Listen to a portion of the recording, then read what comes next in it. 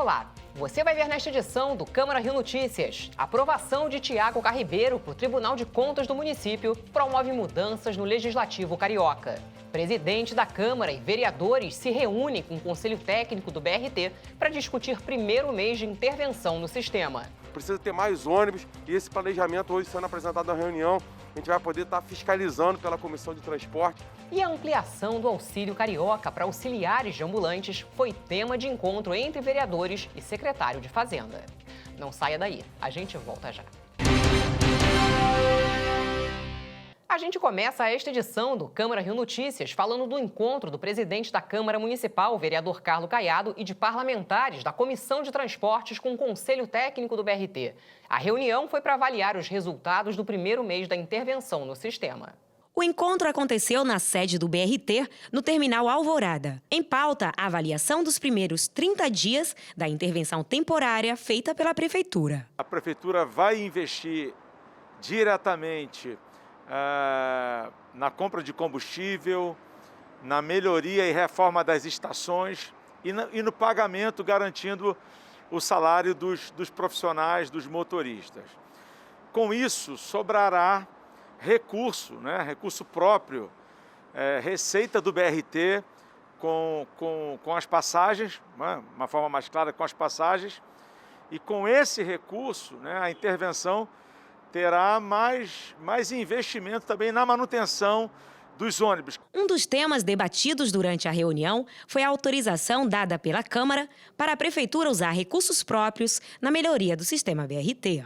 A Câmara Municipal, todos os vereadores, através da liderança da Comissão de Transporte, vereador Alexandre Esquerda, vereador Luiz Ramos Filho e vereador Felipe Michel, aperfeiçoou com 4 emendas em que dá mais transparência, na qual obriga a criar um sítio eletrônico para que de forma permanente os dados sejam publicados e, ao mesmo tempo, também, a cada 2 meses, a interventora encaminhe para a Câmara todos os dados financeiros relacionados a isso. E, ao mesmo tempo, também, outra emenda que permite trazer segurança para as estações, criando o BRT Presente, o BRT Seguro, um projeto muito importante nesse sentido. E outro também que permite que a Prefeitura receba recursos privados também em parceria para poder fazer a manutenção das estações, a operação. Antes da intervenção, o BRT funcionava com 120 carros. Hoje, esse número já passou para 140. A meta é que até setembro, quando será feita uma licitação, o sistema tenha mais de 270 carros rodando. A intervenção realizada pelo prefeito Eduardo Paes, ela tem uma programação de ser realizada durante 6 meses para que haja toda uma auditoria, uma organização que já comece, inclusive, a melhoras para o passageiro através de investimento em novos ônibus, reorganização das linhas e toda uma atenção especial, inclusive, aos terminais. As medidas de intervenção para melhorias no sistema BRT estão sendo acompanhadas pela Câmara do Rio. O presidente Carlos Caiado destacou a importância de oferecer um serviço de qualidade para a população. E a gente precisa dar dignidade à população, sem dúvida alguma. Hoje o transporte público do BRT está um caos, precisa ter mais ônibus e esse planejamento hoje sendo apresentado na reunião, a gente vai poder estar fiscalizando pela Comissão de Transporte que seja feito o quanto antes, dar dignidade à população, poder pegar um transporte digno e que possa atender a todos. Os usuários do BRT já estão sentindo na prática os efeitos das mudanças no sistema. Melhorou muito para a gente que trabalha, que mora longe, na Zona Oeste, muito longe. Melhorou bastante, porque antes via muito lotado, 4 horas da manhã. A estação lá do Pingo d'Água muito lotada. Então, esse sistema que colocaram foi uma melhoria muito bom, que eu espero que continue. A Comissão de Transporte, durante todo o processo de intervenção, está acompanhando muito de perto, com lupa, todo o recurso investido, recurso público, dinheiro público no transporte, buscando, obviamente, a recuperação desse sistema, desse modal, que é fundamental para a nossa cidade. Átila Nunes é o novo líder do governo na Câmara do Rio. Essa é uma das mudanças no Legislativo Carioca após a aprovação de Tiago Carribeiro para o Tribunal de Contas do município. A última participação de Tiago Carribeiro como parlamentar aconteceu em uma sessão extraordinária diferente. Ele mais 2 candidatos a conselheiros do Tribunal de Contas do município foram sabatinados por mais de 8 horas. Ao fim da sessão, comandada pelo presidente da Câmara do Rio, Carlos Caiado, os 3 indicados foram aprovados. Tiago Carribeiro recebeu 38 votos e agora assume a cadeira de Thier Montebello, no TCM. O parlamentar tem 38 anos e iniciava o 3º mandato. Nenhum sentimento eu vou levar mais dessa casa do que gratidão. Gratidão por tudo que eu vivi aqui, gratidão por todos os meus colegas que me indicaram, que me conduziram e que fazem esse sonho se realizar. O presidente da Casa, vereador Carlos Caiado, e outros parlamentares agradeceram a Tiago Carribeiro pelo trabalho deixado no Parlamento Carioca. Falar que Vossa Excelência marcou história, seja no lado pessoal, como amigo, uma pessoa sempre gentil, sempre muito educada, sempre muito cordial no trato com as pessoas, com os funcionários, com os servidores.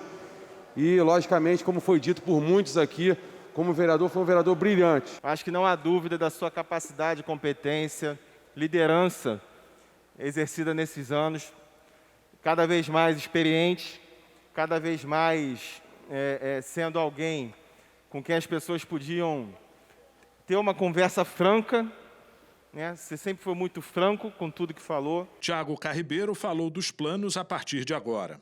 Olha, primeiro, adaptação à nova função, tem que deixar a política de lado, tem que deixar de exercer a advocacia, tudo uma questão nova para mim.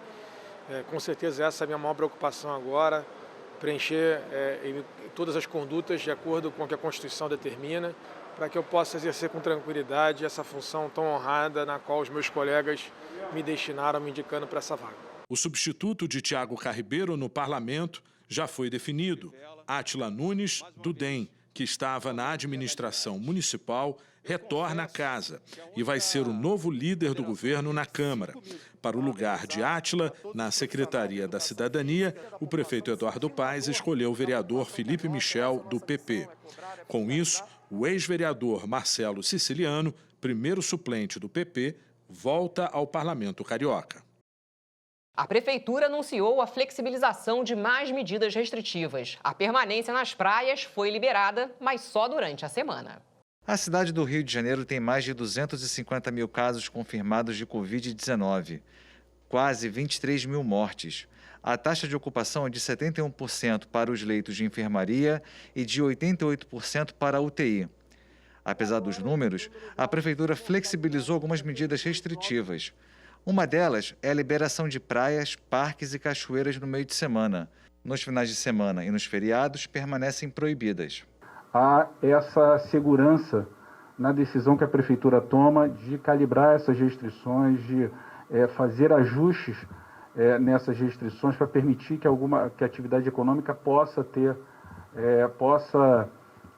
poder voltar aos poucos a algum tipo a uma nova normalidade. De acordo com o novo decreto, ambulantes e barraqueiros das areias podem trabalhar nos dias úteis. Estacionamento na orla.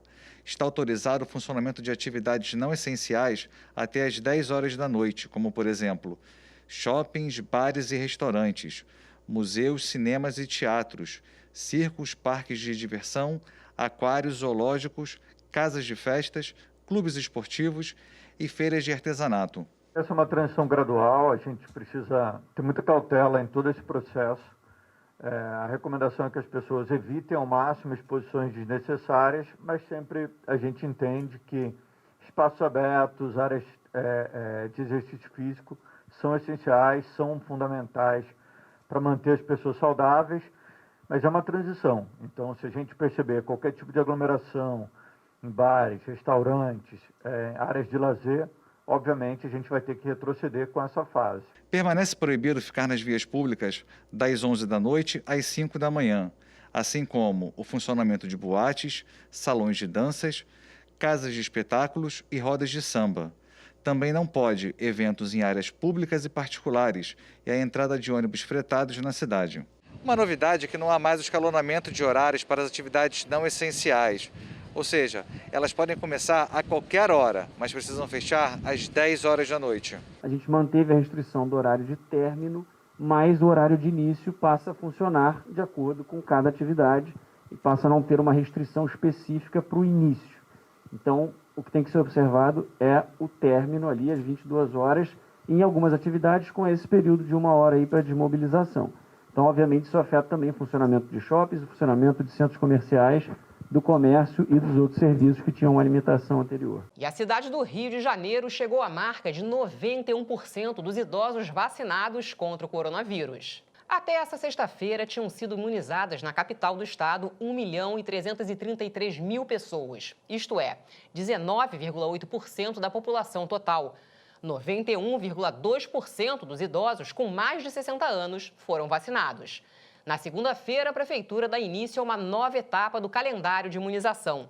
Pessoas com comorbidades e com deficiência começam a ser vacinadas. De acordo com o calendário, na segunda, será a vez das mulheres com 59 anos dos grupos prioritários. Na terça, homens com 59 anos dos grupos prioritários. Na quarta, mulheres com 58 anos dos grupos prioritários. Na quinta, homens com 58 anos dos grupos prioritários. Na sexta, mulheres com 57 anos dos grupos prioritários. E no sábado, homens com 57 anos dos grupos prioritários. E a partir de segunda-feira, rodoviários e profissionais de educação da rede particular também começam a ser imunizados. E por falar em vacina, um projeto aprovado na Câmara prevê que as gestantes, mesmo sem comorbidades, sejam incluídas no grupo prioritário para a imunização contra a Covid-19. A luta contra a Covid-19 não para. E alguns dados já indicam que há mais benefícios do que riscos das grávidas se vacinarem, especialmente porque as gestantes apresentam alto risco de desenvolverem complicações severas se contraírem o vírus. Fernanda está grávida de 3 meses. A vacinação contra a Covid-19 está sendo esperada com muita ansiedade. Os médicos estão recomendando porque a gravidez aumenta muitos riscos em várias áreas. E o Covid, por si só, já é uma doença que tem surpreendido muito, né? Não tem muita certeza sobre nada, então é muito importante que a gente consiga se vacinar. Eu espero muito que até o meu bebê nascer eu consiga ser vacinada. De acordo com o Observatório Obstétrico Brasileiro Covid-19, de janeiro a abril de 2021, foi indicado que 289 mulheres gestantes ou que acabaram de dar à luz morreram em decorrência da Covid-19 no Brasil. No Rio de Janeiro, a vacinação para gestantes com comorbidades teve início no dia 20 de abril. Todas as gestantes com comorbidades pré-existentes e mais de 18 anos já podem procurar os postos de vacinação da cidade para serem imunizadas. Nós temos relatos de médicos na Comissão de Saúde Pública do CREMERGE, relatos muito impactantes de meninas, de moças em idade fértil, moças jovens que chegam com quadros respiratórios, às vezes de média gravidade, mas que evoluem de forma dramática para óbito em poucas horas. Para a obstetra e especialista em reprodução humana, Carna Iaconelli, é importante que haja um protocolo de vacinação para as gestantes sem comorbidades. As gestantes, por serem um grupo de risco em relação a várias doenças e por estarem com um organismo totalmente diferente nessa época, né, mais sensível, com menor imunidade e a barriga grande, ela chega até a diminuir a capacidade de expansão dos pulmões. E como a Covid é uma doença que pode causar pneumonia, é sim muito grave. Para ampliar a vacinação da Covid-19 e incluir as gestantes e mulheres que acabaram de ter filhos no grupo prioritário de comorbidades, a Câmara do Rio aprovou o projeto de lei de iniciativa do vereador Dr. Gilberto. O projeto tem a coautoria de mais 17 parlamentares, entre eles a vereadora Thaís Ferreira. Além de ampliar, ele inclui, de fato, todas as mulheres gestantes e lactantes do nosso município no grupo prioritário de vacinação. Gestação não é doença, mas entendendo que esse grupo é, de fato, extremamente vulnerável para a Covid, a sua vacinação prioritária é, de fato, muito necessária nesse momento. A vereadora Thaís Ferreira também ressalta a preocupação com as gestantes negras. As gestantes negras têm 2 vezes mais chances de morrer por Covid do que as gestantes brancas. Acontece justamente por serem parte da população que não consegue acesso a serviços mais básicos e também à prevenção. E você vai ver no próximo bloco. Vereadores pedem a secretário de Fazenda a inclusão de auxiliares de ambulantes no programa Auxílio Carioca. Uma comissão de vereadores se reuniu com o secretário municipal de Fazenda, Pedro Paulo. Os parlamentares pediram para que auxiliares de vendedores ambulantes, licenciados, empreendedores da economia solidária e comerciantes de feiras noturnas e turísticas sejam contemplados pelo Auxílio Carioca. O programa destina R$ 500 a ambulantes cadastrados e foi criado com a doação de R$ 30 milhões do Legislativo Municipal. Outra reivindicação apresentada pelos parlamentares foi a suspensão do pagamento da taxa de utilização de área pública, a TUAP, cobrada dos ambulantes da cidade. A Diretoria de Segurança da Câmara do Rio promove um treinamento de aperfeiçoamento para servidores do Palácio Pedro Ernesto. O curso de instruções jurídicas foi apresentado pela delegada Tayane Moraes. Ele abriu a sequência de treinamentos voltado para a capacitação e aperfeiçoamento dos servidores da Câmara do Rio. A diretora de segurança da casa, Isabela Santoni, afirmou que outro pilar da atual gestão é a modernização. Ela defende a valorização dos agentes e o constante aperfeiçoamento. Nesse sábado, 24 de abril, é comemorado o Dia Nacional de Libras, o meio de comunicação utilizado pelas comunidades surdas. De acordo com o IBGE, mais de 10 milhões de pessoas no país apresentam algum grau de deficiência auditiva. Humberto nasceu surdo e as libras foi a sua primeira língua, já que grande parte da família tem deficiência auditiva. Ele diz que na escola era o único que não tinha audição, mas se considera um privilegiado por conseguir se comunicar dentro de casa. Falou ainda sobre a importância da lei, que foi uma luta grande, mas que hoje, graças à aprovação, a população ouvinte passou a respeitar mais os deficientes auditivos.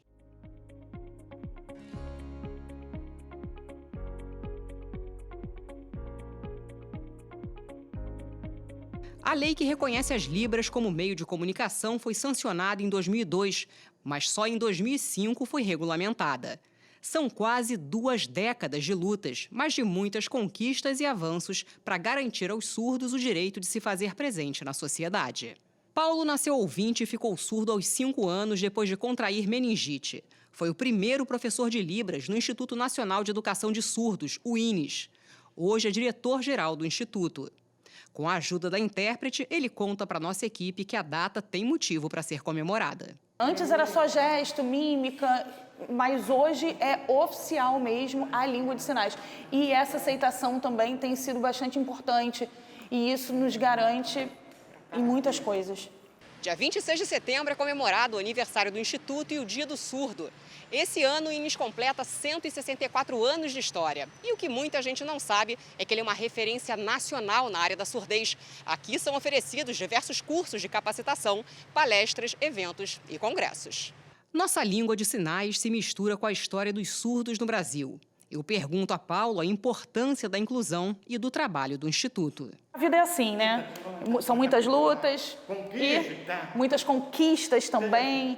Então, nada de desistir.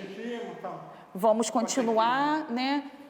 Chegando ao objetivo, a todos os direitos dos surdos, a luta continua. O INES, como educação de surdos, eu acho que o Brasil precisa, né? Eu sei que o INES é referência, mas assim, outros estados precisam também. No Brasil, mais de 45 milhões de pessoas têm alguma deficiência. No mundo, são mais de 1 bilhão de pessoas nesta situação. Cerca de 14% da população mundial começa a se beneficiar de inovações tecnológicas para ter uma vida menos difícil. Um exemplo é o aplicativo HandTalk. Oi, tudo bom? Meu nome é Ronaldo. E meu sinal é esse aqui, ó. É o sinal em Libras. E para lembrar a data, o vereador Zico Papera falou do seu projeto de lei em tramitação na Câmara, que institui a inclusão de Libras no currículo escolar da rede municipal do Rio. Acredito na aprovação rápida, porque é uma coisa que é um projeto que eu acho que tem que ser a nossa segunda língua aqui, a língua brasileira de sinais, Libras. Não tem que ser língua estrangeira, tem que ser a Libras. E o Câmara Rio Notícias fica por aqui. Acompanhe nossa programação em câmara.rio e também nas redes sociais. Obrigada pela companhia. Até a próxima.